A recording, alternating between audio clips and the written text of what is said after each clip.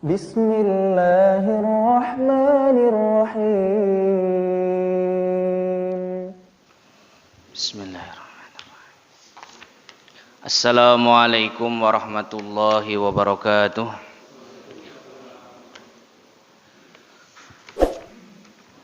Innal hamdalillah nahmaduhu wa nasta'inuhu wa nastaghfiruh wa na'udzu billahi min shururi anfusina wa min sayyiati a'malina. Man yahdihillahu fala mudilla lahu wa man yudlilhu fala hadiya lahu. Asyhadu an la ilaha illallah wa asyhadu anna Muhammadan 'abduhu wa rasuluh. Allahumma shalli wa sallim wa barik ala hadan nabiyil karim wa ala alihi wa ashabihi ajma'in, amma ba'du. Yang saya hormati, saya muliakan para pengurus DKM Masjid Al-Ikhlas, para jamaah salat subuh yang hadir di pagi hari ini. Semoga semuanya diberikan kesehatan oleh Allah Subhanahu wa taala. Yang sakit segera disembuhkan oleh Allah. Yang mempunyai banyak permasalahan semoga diberikan jalan keluar oleh Allah Subhanahu wa taala. Dengan wasilah kita salat subuh berjamaah, dengan kita belajar mengkaji ilmu agama, yang tentunya ini adalah al-wasilah, membuat wasilah bil amalis shalih, dengan sebuah amal saleh yang kita lakukan. Insyaallah kajian kita pada pagi hari ini meneruskan tentang ikhtilaful ulama, perbedaan ulama fi af'alis shalah, di dalam pekerjaan-pekerjaan salat. Sudah kita jelaskan di pertemuan sebelumnya bahwa salat kita ini terdiri dari dua pekerjaan. Yang pertama disebut dengan qaulun, ucapan atau aqwal, dan yang kedua disebut dengan fi'lun atau af'al, yaitu pekerjaan. Jadi salat itu isinya ya ucapan dan pekerjaan.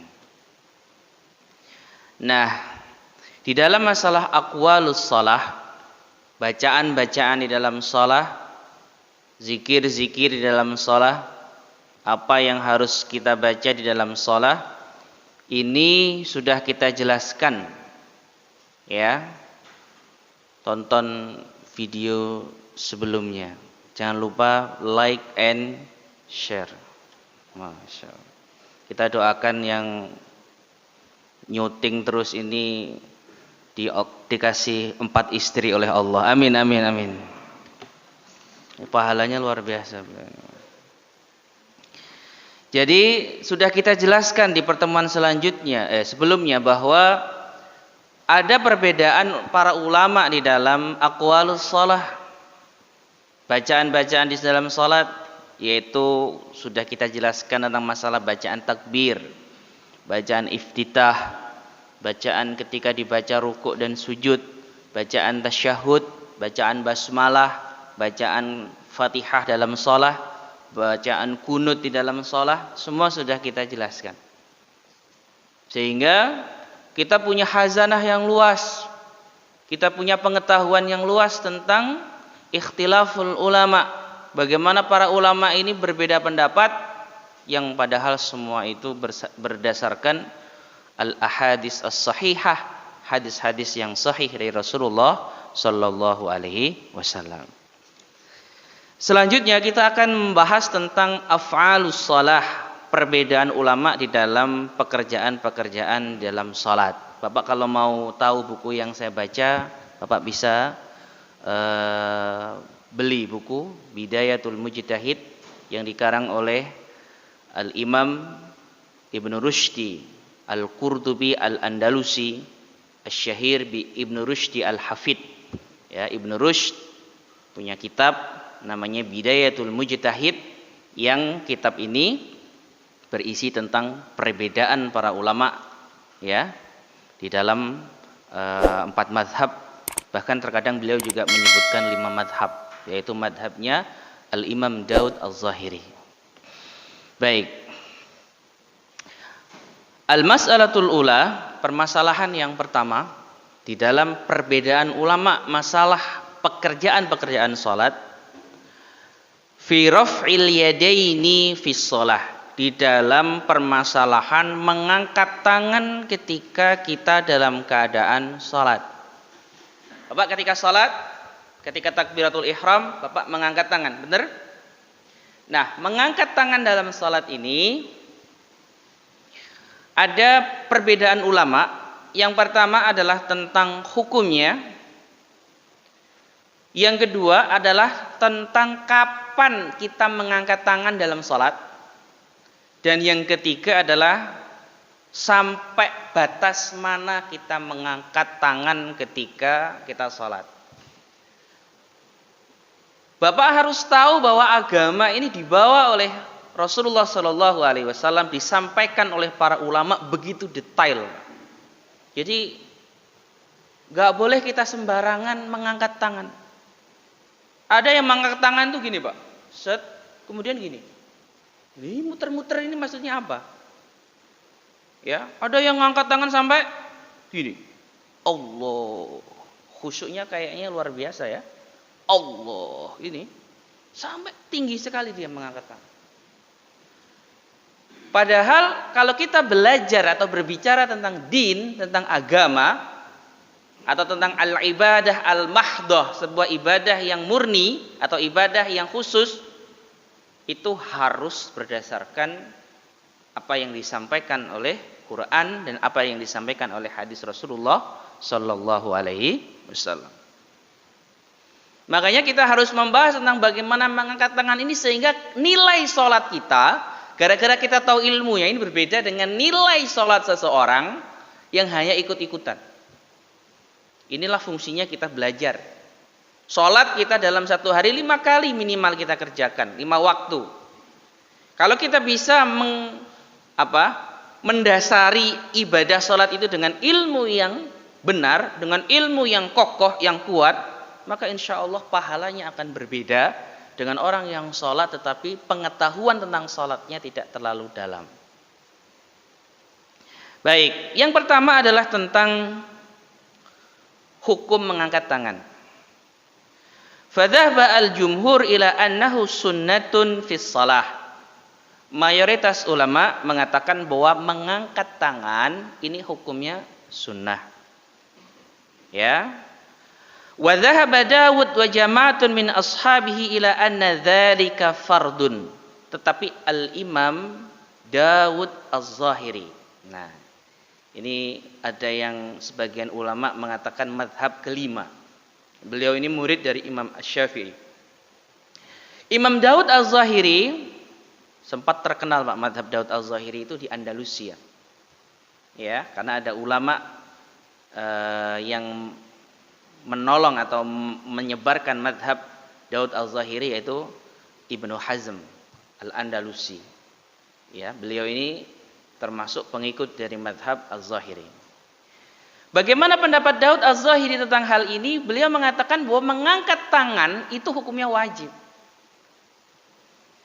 Jadi seseorang yang takbiratul ihram, contohnya dia tidak mengangkat tangan, langsung Allahu Akbar, maka dalam pandangan Al-Imam Daud Az-Zahiri hukum salatnya tidak sah. Tetapi dalam pandangan jumhurul ulama, mayoritas ulama mengatakan tetap sah. Ya, ini terkait tentang hukumnya. Maka hukumnya ada yang mengatakan sunnah, ada yang mengatakan wajib. Sedangkan yang kedua, di mana saja seseorang atau musalli ini mengangkat tangannya di dalam salat. Yang pertama, fadzhaba ahlul Kufah, berpendapat para ulama yang ada di Kufah, di Irak, di Kufah. Siapa beliau ini? Yang pertama adalah Abu Hanifah wa Sufyan Ats-Tsauri, ya, wasairu fuqahaihim, dan para ahli-ahli fikih yang ada di Kufah mengatakan bahwa, perhatikan, tidak diangkat tangan seseorang dalam sholat kecuali hanya pada satu tempat, yaitu inda takbiratil ihram, ketika dia hanya takbiratul ihram. Jadi di awal sholat, ya, niat sholat yang pertama Allahu Akbar, ya, kemudian baca Fatihah. Di takbiratul ihram yang pertama inilah menurut fuqaha ahli Kufah, Imam Abu Hanifah rahimallahu taala, hanya pada satu tempat ini disunahkan untuk mengangkat tangan. Maka ketika mau ruku tidak perlu mengangkat tangan. Maka ketika bangun dari ruku, sami Allahu liman hamidah, tidak perlu mengangkat tangan. Ini adalah pendapat dari fuqaha Al-Kufah, para ahli fikih yang ada di Kufah. Nanti dalilnya. Itu pendapat yang pertama. Pendapat yang kedua, wa dhahaba asy-Syafi'i wa Ahmad, berpendapat Imam Syafi'i dan Imam Ahmad, wa ulama wa jumhuru ahli hadis, dan mayoritas ahli hadis,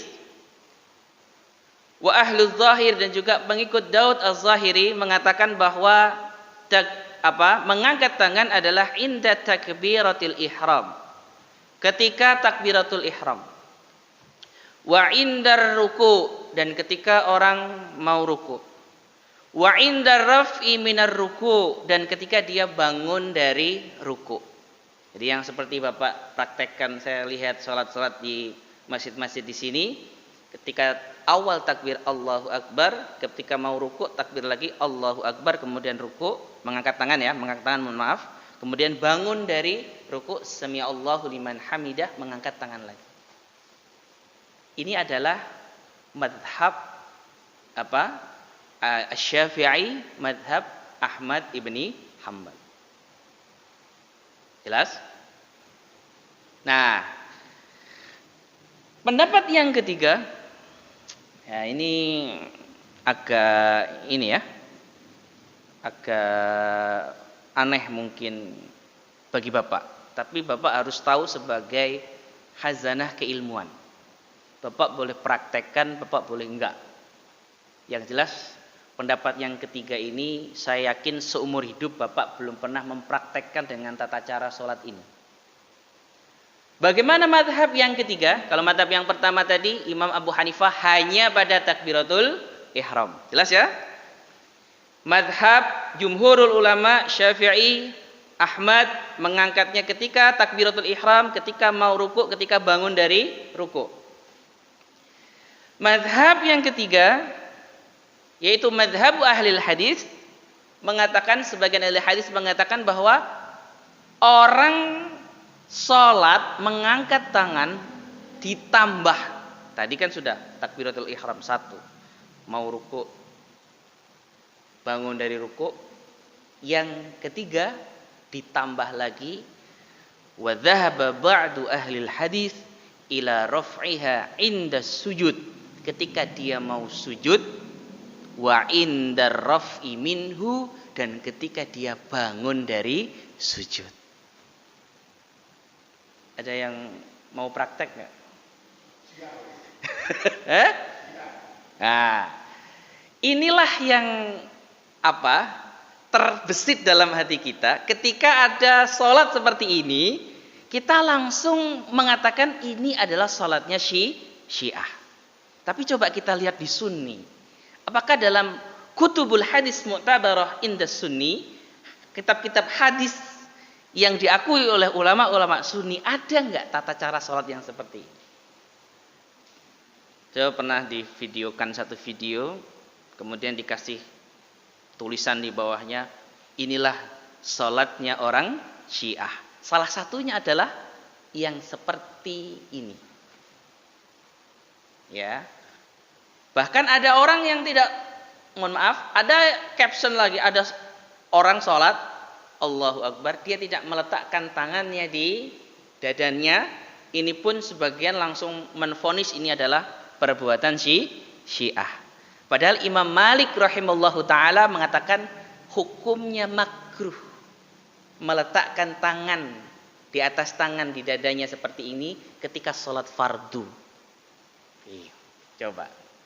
Ini semakin kita ingin membuka cakrawala kita berpikir agar pengetahuan kita tentang ikhtilaful ulama, permasalahan perbedaan ulama dalam masalah sholat itu kita luas. Baik, kita ambil pendapat pertama tadi, masalah Imam Abu Hanifah yang mengatakan bahwa takbir itu hanya ada dalam takbiratul ihram. Jadi takbir pertama sholat, Allahu Akbar, ya, baca Fatihah, rukuk tanpa mengangkat tangan, bangun dari rukuk tanpa mengangkat tangan, mau sujud juga tanpa mengangkat tangan, hanya pada awal saja dalam mazhab Imam Abu Hanifah mengangkat tangan. Mana dalil Imam Abu Hanifah tentang hal ini?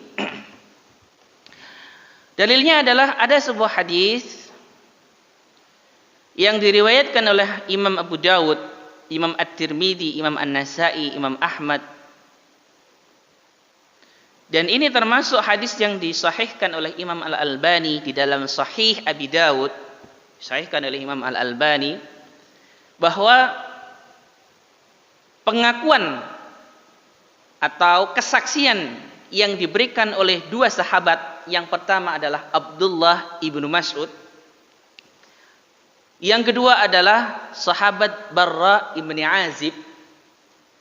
Makanya Abdullah ibnu Mas'ud, Pak, ini sahabat yang menjadi gurunya para ulama-ulama di Kufah. Ya, jadi gurunya para ulama-ulama di Kufah pada waktu itu.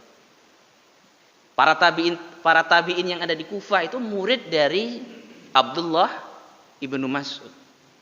Dan Imam Abu Hanifah juga muridnya para tabi'in yang ada di Kufah ini. Jadi sambung ke Abdullah ibnu Mas'ud. Nah, Abdullah ibnu Mas'ud mengatakan atau bersaksi dalam salatnya Rasulullah, annahu kana alaihi salatu wassalam, sesungguhnya dahulu Nabi Muhammad sallallahu alaihi wasallam yarfa'u yadayhi 'indal ihrami marratan wahidatan la yazidu 'alaiha. Bahwa Nabi Muhammad sallallahu alaihi wasallam dulu ketika salat mengangkat tangannya hanya ketika takbiratul ihram dan hanya sekali, bahkan dipertegas dalam riwayat Abdullah bin Mas'ud, la yazidu 'alaiha. Rasul tidak menambah mengangkat tangan lagi. Gimana ini? Ganti? Pak. Ganti, Pak. Hanya mengangkat takbir mengangkat tangan ketika takbiratul ihram. Hadis sahih. Hadis sahih. Ya. Maka dalam hadis ini para ulama ahli Kufah mengambil pendapat Abdullah ibnu Mas'ud bahwa mengangkat tangan itu hanya ketika takbiratul ihram. Ini pendapat yang pertama. Sedangkan pendapat yang kedua yang diriwayatkan tadi dari Al-Imam Asy-Syafi'i dan Imam Ahmad dan juga Ahlu Zahir, jumhur, mayoritas ulama, ini pun memakai sebuah hadis yang sahih yang diriwayatkan oleh Imam Al-Bukhari dan juga diriwayatkan oleh Imam Muslim. Hadisnya Imam Bukhari, Imam Muslim, muttafaqun alaihi. Ada kesaksian dari sahabat Abdullah ibnu Umar. Nah, kalau tadi Abdullah ibnu Mas'ud, sekarang kesaksian dari Abdullah ibnu Umar, putranya dari Umar bin Khattab radhiyallahu anhuma. Anna Rasulullah sallallahu alaihi wasallam, sesungguhnya Rasul sallallahu alaihi wasallam, kana idza iftataha shalah, ketika Rasulullah sedang memulai salat, rafa'a yadayhi hadwa mankibaihi. Nabi Muhammad sallallahu alaihi wasallam mengangkat tangannya ketika mau salat, berarti takbiratul ihram, mengangkat tangannya hadwa mankibaihi, sejajar dengan pundaknya. Ini sejajar dengan pundaknya. Hadis Abdullah bin Umar. Wa idza rafa'a minar ruku'i, dan ketika Nabi Muhammad sallallahu alaihi wasallam bangun dari ruku', rafa'ahuma, Nabi Muhammad pun mengangkat kedua tangannya. Berarti hadis ini menunjukkan bahwa Nabi Muhammad sallallahu alaihi wasallam tidak hanya mengangkat tangannya dalam takbiratul ihram, tetapi ketika Rasulullah bangun dari ruku'. Sebagian hadis mengatakan ketika Rasulullah mau ruku. Sebagian hadis mengatakan Nabi Muhammad bangun dari rakaat dari apa? Tasyahud. Tasyahud apa, Pak? Tasyahud awal. Ini pun ada riwayat yang mengatakan Nabi Muhammad mengangkat tangannya. Maka dari riwayat ini, riwayat Abdullah ibnu Umar ini mengatakan bahwa mengangkat tangan ini tidak hanya khusus di dalam masalah atau khusus di awal sholat di dalam takbiratul ihram, tapi mengangkat tangan ini juga ada di luar itu. Khususnya adalah ketika bangun dari ruku, ketika dia akan ruku. Ya, ini hadis yang kedua yang dipakai oleh Al-Imam Asy-Syafi'i dan juga para imam yang lain. Nah, ada hadis, dan hadis ini pun dari Abdullah ibnu Umar. Hadis ini diriwayatkan oleh Imam Al-Baihaqi, juga diriwayatkan oleh Imam Ad-Daruqutni, bahwa Nabi Muhammad SAW disaksikan oleh Abdullah ibnu Umar annahu kana yarfa'u yadayhi 'inda sujud. Nabi Muhammad SAW pun mengangkat tangannya ketika beliau mau sujud. Ternyata dalam kitab Sunni pun ada hadis yang diriwayatkan oleh Imam Al-Baihaqi, Imam Daruqutni, imam-imam hadis dalam Sunni yang meriwayatkan bahwa ternyata ada riwayat orang salat ketika mau sujud ini mengangkat tangan. Jadi sama berdiri ya. Sami Allahu liman hamidah, Rabbana walakal hamd. Habis Rabbana walakal hamd mau apa? Sujud, takbir lagi. Allahu akbar, kemudian dia turun.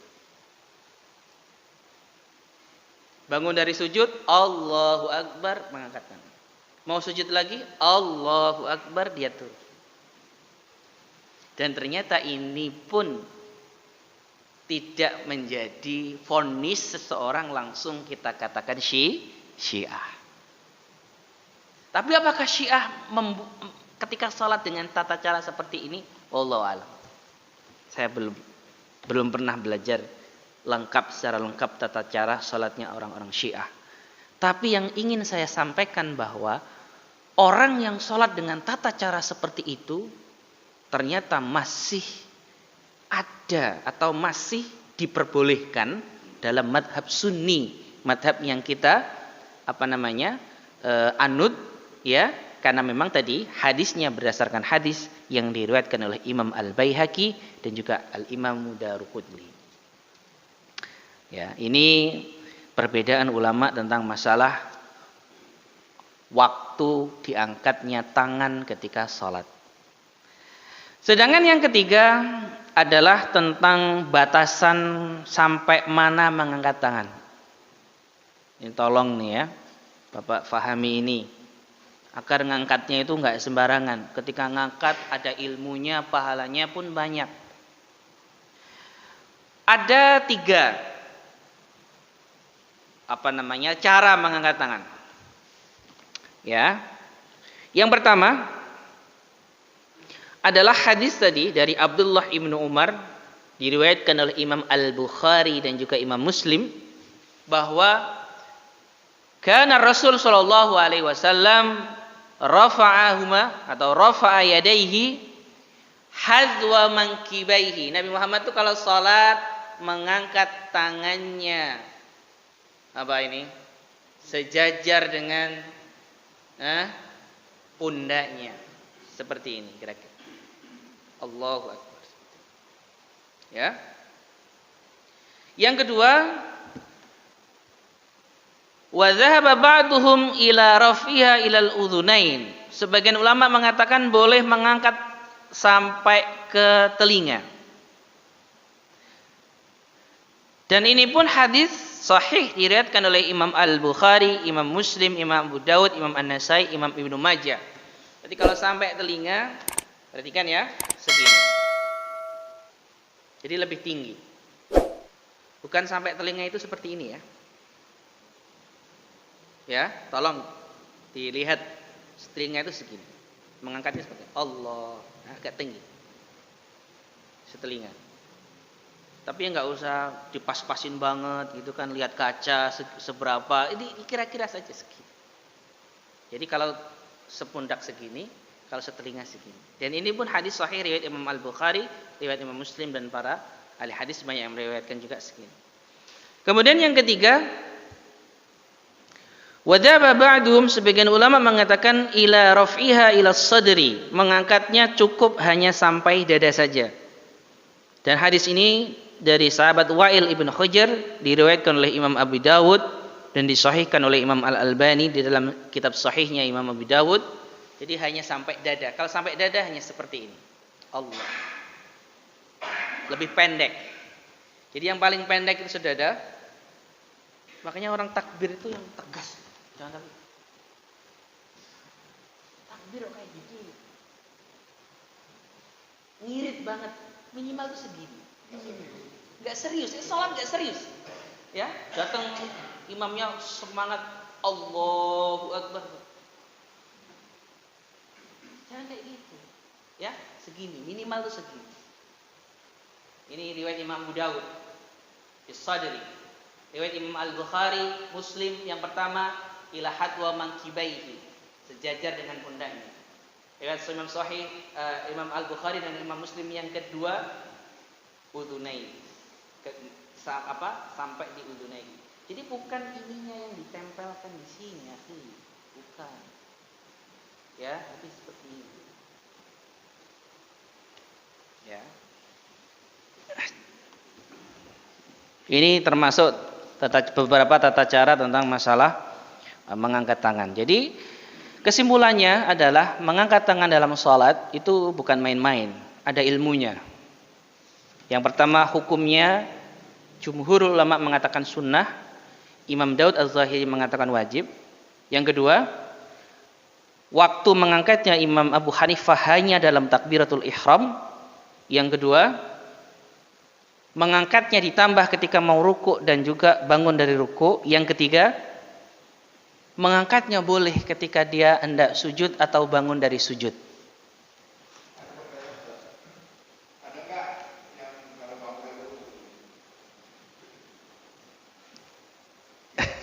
Nah makanya itu kan salah. Harusnya kan ila sadri. Jadi jangan segini doang ya Pak. Ya, mengangkatnya itu segini. Sedada, sadri. Segini dah, ya. Ya kalau tahu ada hadisnya seperti ini ya fadhol, silahkan. Tapi saya tidak menemukan. Saya tidak menemukan tata mengangkat tangan cuma ngirit kayak gitu. Ngirit gini doang. Ada yang gini doang ya. Seperut kan berarti kalau kayak gitu ya. Oh.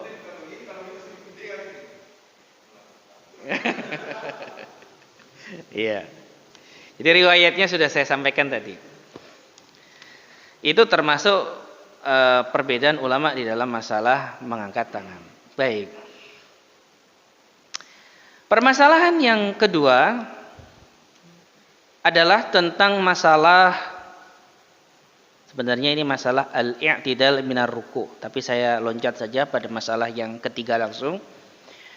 Jadi permasalahan yang selanjutnya adalah ikhtalafa al-fuqaha'u fi hay'atil julus. Nah, ini penting. Para ulama, para ahli fikih berbeda pendapat di dalam masalah tata cara duduk dalam sholat. Imam kita tadi sholat ketika duduk sholat subuh, duduknya adalah duduk iftirash. Benar? Tapi saya melihat makmumnya banyak yang duduk tawarruk. Ayo. Masya Allah. Tapi rukun kan? Pak, rukun kan Pak? Nggak kenapa-napa sama imamnya kan? Baik. Jadi ternyata memang dalam duduk sholat ini pun ada perbedaan para ulama, gitu loh.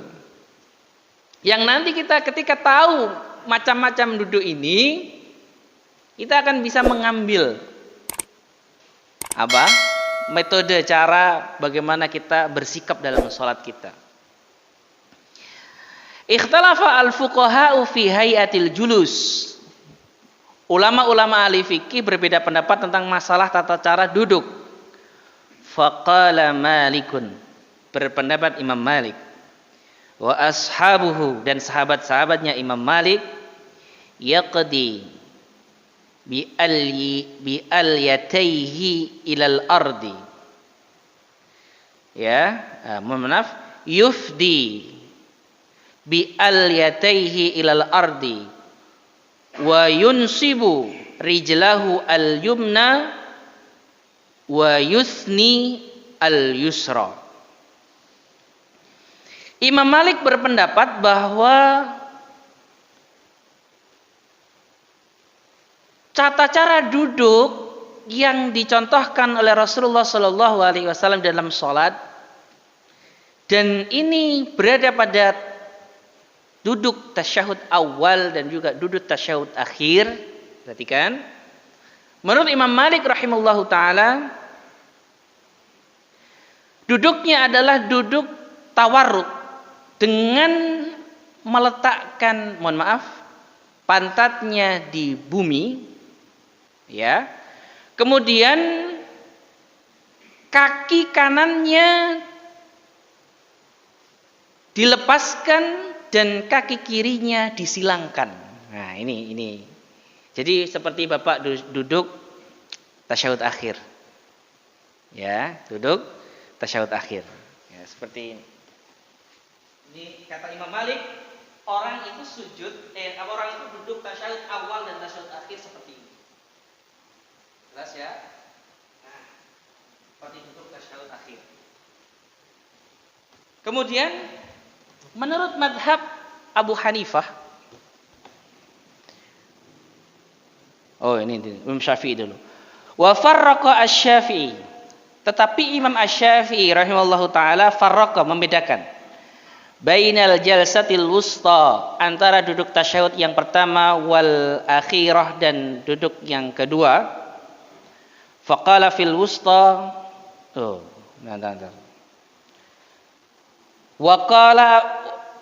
Waqala Abu Hanifah, berkata Imam Abu Hanifah dulu. Imam Abu Hanifah berkata, wa ashabu, dan sahabat-sahabatnya, yansibu rijlahu al-yumna, melepaskan atau meluruskan kakinya yang kanan, wa yaq'udu 'alal yusra, dan dia menduduki kakinya yang kiri.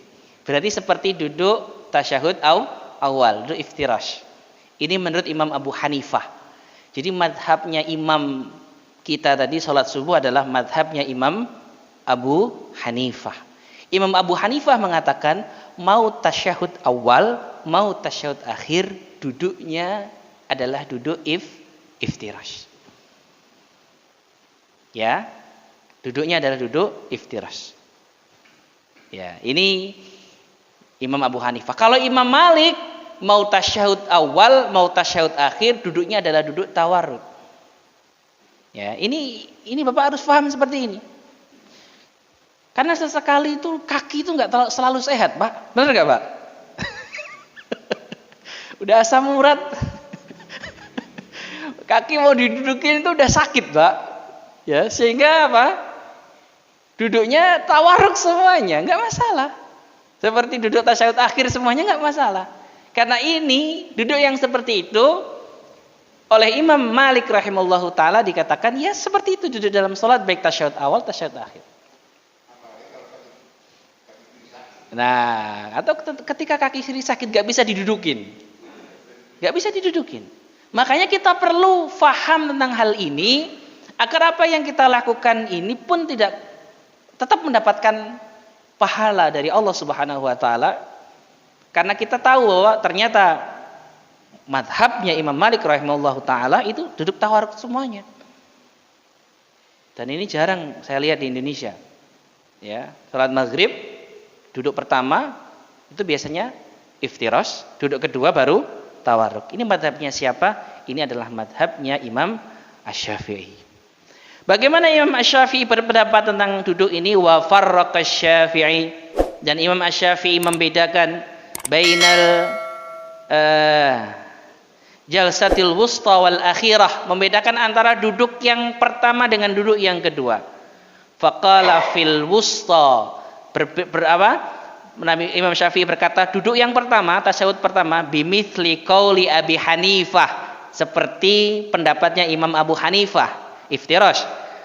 Wa fil akhirah, dan dalam duduk yang akhir, bimithli qauli Malik, seperti pendapatnya Imam Malik. Jelas ya? Makanya di sinilah perbedaan ulama di sini. Makanya alhamdulillah saya tadi lihat imamnya iftirash, makmumnya mayoritas tawarruk, tidak masalah. Ya, tidak masalah. Imam pun tidak memarahi makmumnya. Kalian ini gimana? Tidak sesuai dengan sunnah. Jangan seperti itu, akhi, ya. Jangan seperti itu.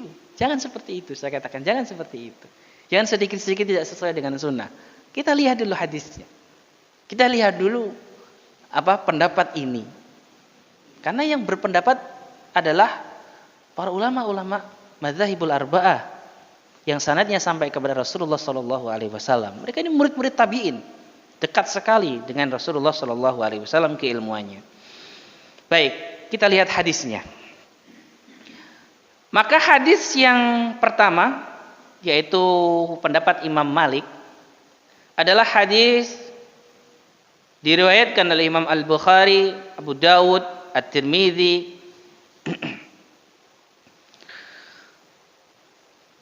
dari sahabat Abi Hamid As-Sa'idi.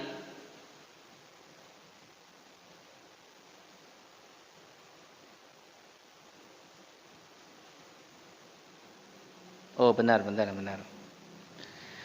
Kalau yang pertama adalah pendapat Imam Malik. Nah, ini dibalik ini sama Imam Ibnu Rushdi, itu dalilnya dibalik. Ya, kita ambil dalil yang ketiga. Wasalisu, dalil yang ketiga, dalilnya Imam Malik, duduk dalam sholat itu selalu duduk tawarruk. Marwahu Malikun, hadis yang diriwayatkan oleh Imam Malik. Ini Imam Malik itu luar biasa.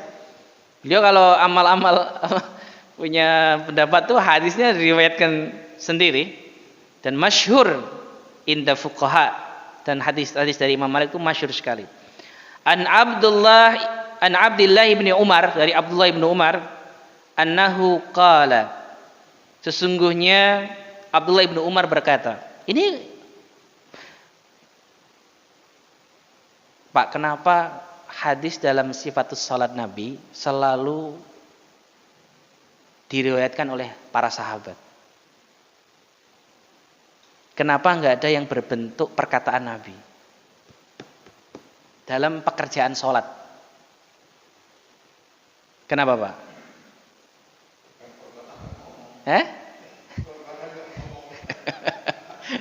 Karena Rasulullah tidak pernah ngasih tahu secara lisan. Itu loh. Makanya Bapak harus paham ini. Ustadz, kok hadis-hadis dari tadi kok ya, Ibnu Umar mengatakan seperti ini, ya, Barra Ibnu Azib mengatakan seperti ini, Abdullah ibnu Mas'ud mengatakan seperti ini, sholatnya Nabi seperti ini. Kenapa? Kok nggak ada hadis-hadis qaulinya Rasul? Hadis-hadis yang diucapkan Rasul. Kamu tuh kalau mau sujud seperti ini, kata Rasul, seperti itu. Nggak ada, Pak.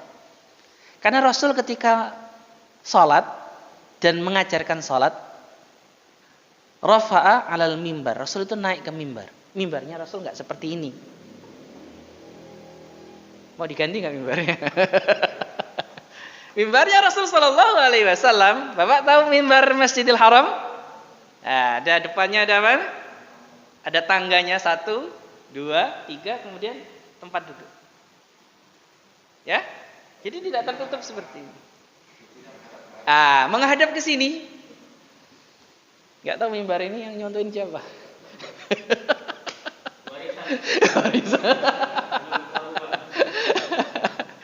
Antum baca hadis. Hadis Rasul sallallahu alaihi wasallam, mimbarnya Rasul itu seperti itu. Ada tiga apa itu? Tiga apa? 3 anak tangga, kemudian setelahnya ada tempat duduknya. Ya.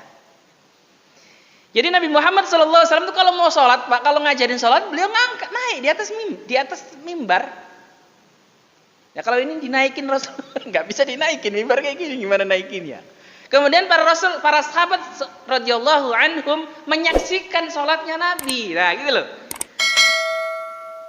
Ya namanya orang ngelihat, Pak, jadinya beda-beda. Ada yang meriwayatkan Rasul tangannya digerak-gerakkan, ada yang meriwayatkan Rasul tangannya tidak digerak-gerakkan. Ada yang meriwayatkan Rasul mengangkat tangannya sampai di dada, ada yang meriwayatkan sampai di pundak, ada yang meriwayatkan sampai tingginya sampai sekitar telinga. Dan ini memang nggak ada hadis tentang qaulingnya, itu nggak ada. Dan sahabat, ini adalah kesaksian para sahabat saja tentang bagaimana salatnya Rasul. Makanya kalau kita lihat duduknya Rasul kok berbeda-beda seperti itu, atau mengangkatnya Rasul kok di dada, ada riwayat di dada, ada riwayat di pundak, ada riwayat di kuping, gimana? Yang lebih baik kita ikutin yang mana? Ya, pernah saya jelaskan di pertemuan sebelumnya, kalau Al-Imam At-Tabari, Bapak bisa baca dalam kitab tafsirnya Imam At-Tabari. Beliau adalah ulama tafsir luar biasa. Beliau dalam masalah perbedaan seperti ini selalu memakai madhabut takhir namanya. Apa madhabut takhir itu? Beliau memilih, dilakukan semuanya. Jadi ya sesekali sedada, sesekali sepundak, sesekali setelinga. Karena menurut Al-Imam At-Tabari, beliau mengatakan bahwa sesuatu hadis yang pernah dilakukan oleh Rasul dan berbeda-beda bukan menunjukkan matanya sahabat ini ada yang salah memandangnya, tidak. Tetapi hal itu memang dikerjakan oleh Rasul berbeda-beda. Maka Al-Imam At-Tabari ada sebuah kaidah dalam masalah at-ta'amul ma'al hadis, bagaimana cara kita bermuamalah dengan hadis. Ta'addudur riwayah, banyaknya riwayat dari Rasulullah sallallahu alaihi wasallam, yadullu ala ta'addudil waqa'i', menunjukkan banyaknya pekerjaan yang pernah dilakukan oleh Rasul. Ini loh. Ya. Caranya seperti itu menyikapinya. Jadi ketika kita faham tentang hal ini, Bapak boleh semuanya lakukan. Tetapi para ulama-ulama kita madzhabul arba'ah kebanyakan tidak memakai madhabut takhyir, tetapi memakai madhabut tarjih. Apa itu madhabut tarjih? Satu hadis diriwayatkan berbeda, maka ditarjih. Mana hadis yang lebih kuat? Dalam pendapat Imam Malik, hadis yang lebih kuat adalah ketika sholat dia duduknya selalu duduk tawarruk. Sehingga hadis-hadis yang menjelaskan tentang selain hal itu dianggap derajatnya di bawah hadis yang diamalkannya. Ini namanya adalah madhabut tarjih. Jadi mengunggulkan satu hadis atas hadis yang lain, menguatkan satu hadis atas hadis yang lain. Tetapi Al-Imam At-Tabari, beliau mempunyai metodologi dalam mengamalkan perbedaan hadis dengan madhabut takhir. Ya sudah, kalau memang beda-beda seperti itu, kita lakukan semuanya. Ya, ini. Jadi tadi dalil yang kedua adalah Nabi Muhammad SAW duduknya. Hadis pertama, innama sunnatus shalah, sesungguhnya tentang sunnahnya salat, kata Imam Malik, antan siba rijlaka al-yumna wa tuthniya al-yusra, engkau melepaskan atau engkau meluruskan kakimu yang kanan dan engkau menyilangkan kakimu yang kiri, duduk tasyahud akhir. Sedangkan Imam Abu Hanifah mengatakan selalu duduk iftirash. Lihat hadisnya Wa'il ibnu Hujr, annahu, hadis sahih riwayat Imam Abu Dawud, Imam An-Nasa'i, disahihkan oleh Imam Al-Albani, annahu kana idza qa'ada fi salat nasaba al-yumna wa qa'ada 'ala al-yusra. Nabi Muhammad SAW ketika beliau ini salat, beliau itu duduknya dengan meluruskan kaki yang kanan dan duduk di atas kakinya yang kiri, seperti duduk iftirash. Ini madhab Imam Abu Hanifah. Sedangkan madhabnya Imam Asy-Syafi'i yang seperti Bapak anut, berbeda antara tasyahud awal dan tasyahud akhir, adalah hadis sahih riwayat Imam Al-Bukhari, Abu Dawud, Imam At-Tirmidzi dan Imam Ibnu Majah. Hadis ini dari sahabat Abi Hamid As-Sa'idi, ya, beliau meriwayatkan tentang sifat salatnya Nabi, wa idza jalasa fir rak'ataini, ketika Nabi Muhammad itu duduk di 2 rakaat, berarti duduk pada tasyahud awal, jalasa ala rijlihi al-yusra, beliau itu duduk di atas kakinya yang kiri, wa nasaba al-yumna, dan meluruskan kakinya yang kanan, duduk iftirash. Wa idza jalasa fi raqatil akhirah, ketika Nabi Muhammad duduk di rakaat yang terakhir, qaddama rijlahu al-yusra, wa nasaba al-yumna, qaddama, Rasulullah memajukan kakinya yang kiri dan meluruskan kakinya yang kanan, wa qa'ada ala maq'adatihi, dan Nabi Muhammad duduk di tempat duduknya, berarti kayak duduk tasyahud akhir. Makanya saya akan praktekkan ya, biar nanti Bapak paham. Ini ada beberapa duduk yang bisa Bapak contoh. Yang pertama adalah seperti ini. Ini riwayat yang pertama. Boleh tidak sampai ditekuk seperti ini, karena dalam riwayatnya nasoba itu meluruskan seperti ini. Jadi ada yang duduk seperti ini, ada yang seperti ini. Jelas ya? Riwayat yang kedua seperti ini. Kemudian boleh tidak ditekuk seperti ini. Ya, itu sudah ada 4 tata cara duduk. Jadi yang pertama 1 ini, 2 seperti ini, 3 seperti ini, 4 seperti ini, tidak diituin, ya. 5, lihat, Bapak jarang mempraktekkan ini. Kaki kirinya disilangkan di sini. Ini ada riwayatnya, Bapak sebaran ada. Ini ada riwayat, ya. Disilangkan di sini, diangkat di atas kaki kanannya. Ini sudah berapa tadi? 5. Yang ke-6 seperti ini, ya. Yang ke-6 duduk seperti ini, ada riwayatnya semuanya. Dan nggak boleh duduk seperti ini.